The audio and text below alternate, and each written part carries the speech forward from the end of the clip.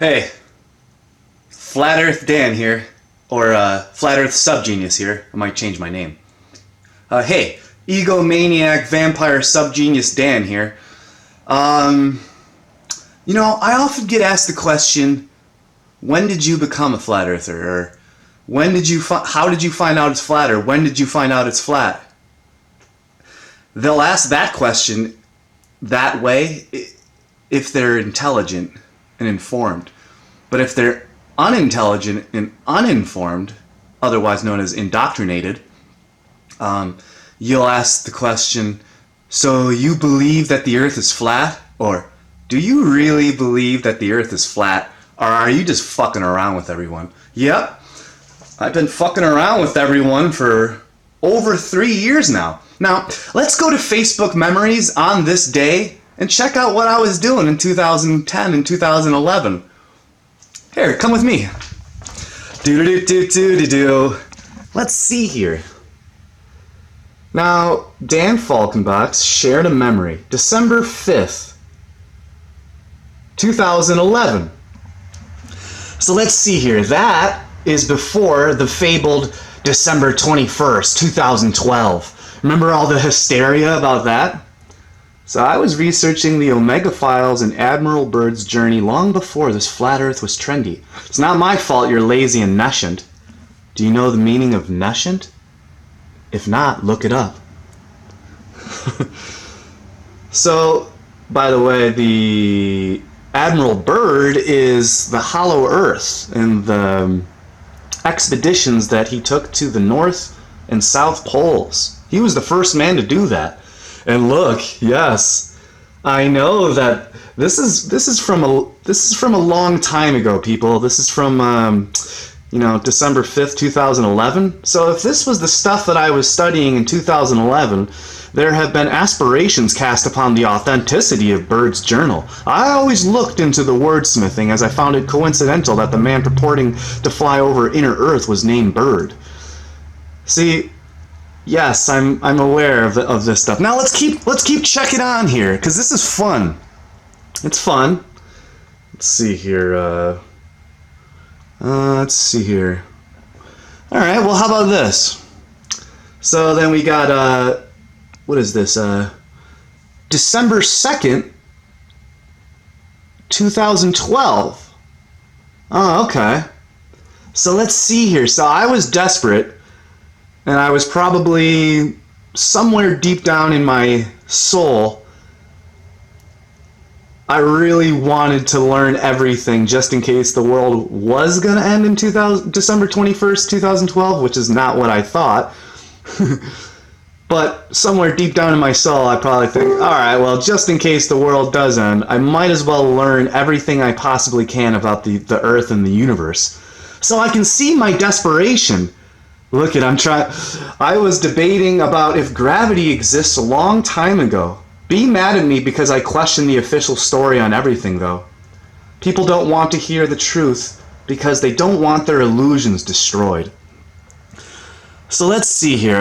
That's my roommate, Sean, and I was arguing with Sean and Tony about the gravity on the moon, which led me to do more research. Dude, are you trying to argue with Einstein and Newton? I'm absolutely shocked. Listen, I don't have enough of a physics background, but I can tell you, when I throw a ball in the air, it falls to the ground because of gravity. The molecules that make up the ball and that are surrounding the ball have no concept of gravity. Or as this physics article states, let's see here.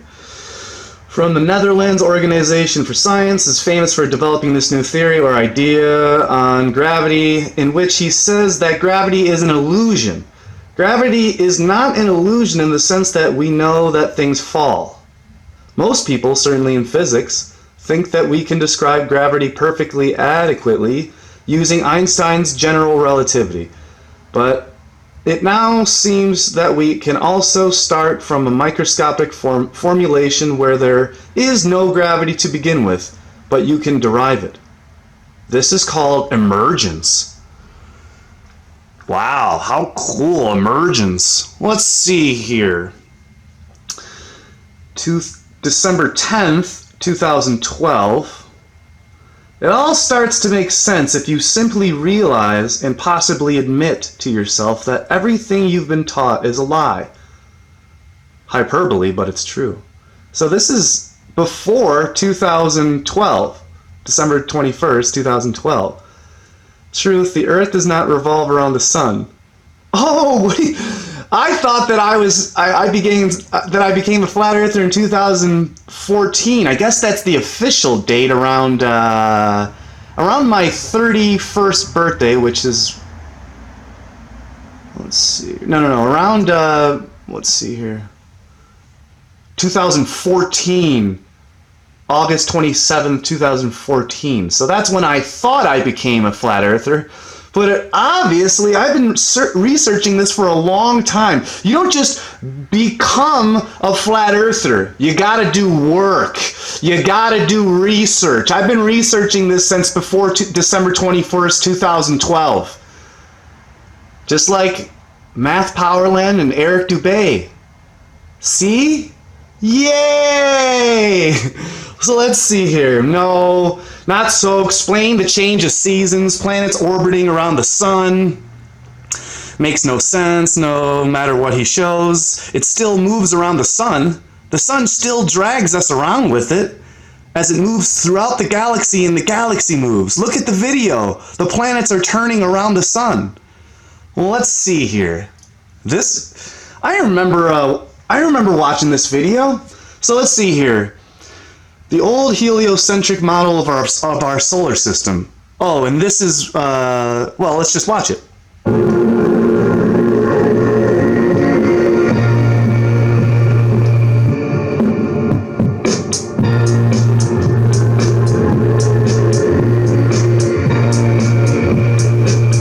Incorrect. You're wrong. It doesn't move around the sun like that. Picture this instead. I remember the first time I seen this. Let me turn it down a little bit so I'm not screaming. So yeah, this is a Nasir Haramine's model, and I'm gonna call him out. I'm gonna call Nasir Haramine's heliocentric model out, so you can stay tuned for that one, please. Oh, the sun is like a comet. It's dragging all the other planets in a vortex. See?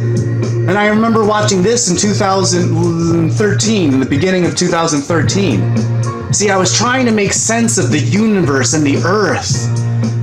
That's something important to me. That's okay that it's not important to you. You're not interested in knowing the shape of the Earth or the shape of the universe or what the fuck is going on and what we're standing on and what's really going on.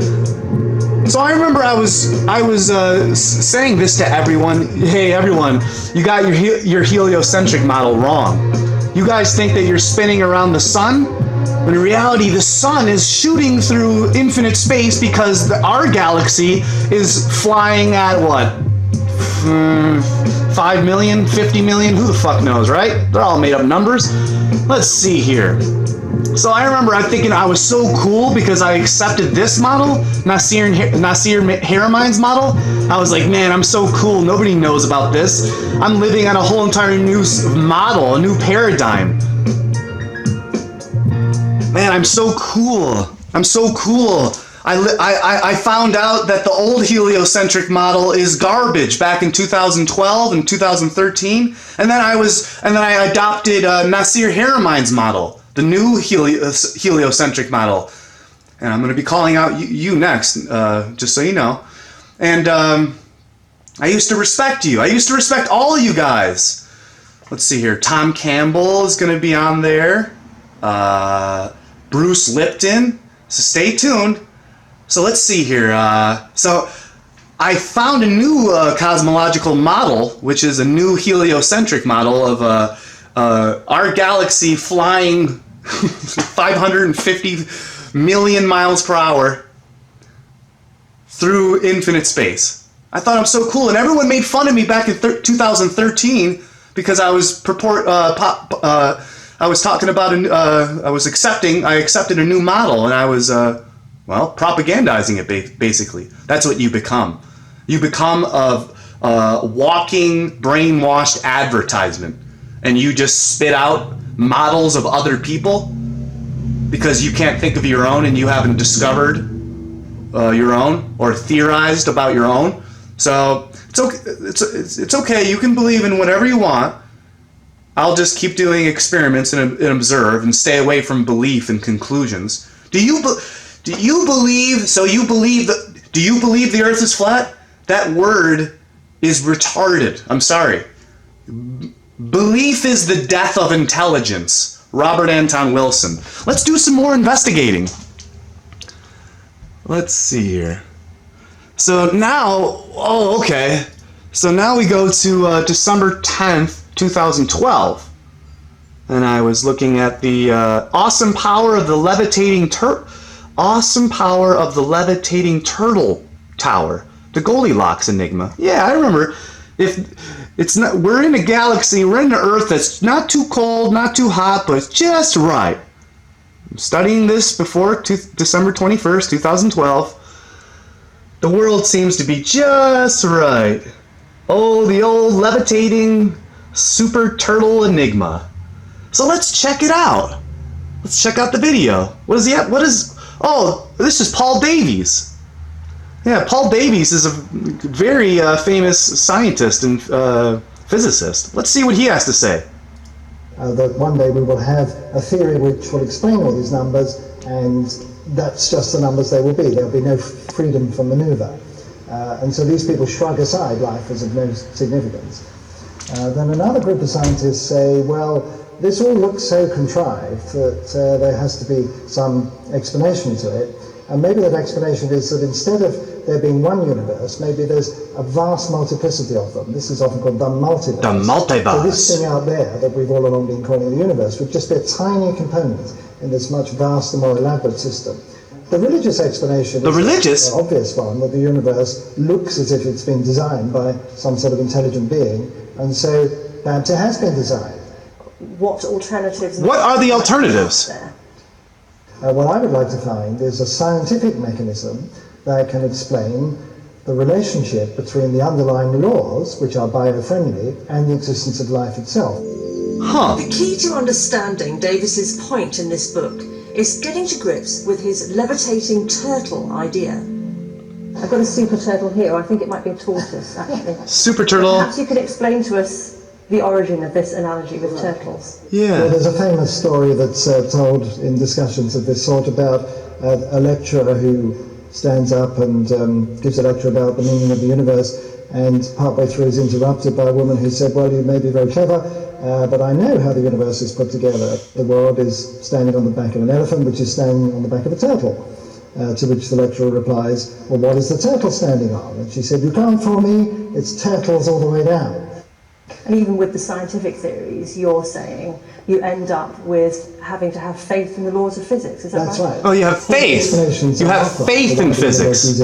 You have faith in science. Something outside itself, some sort of... You have faith in physics. On offer for why the universe is the back of a turtle. To which the lecturer replies, well, what is the turtle standing on? And she said, you can't fool me, it's turtle. Faith in science is called a religion, stupid atheist retards.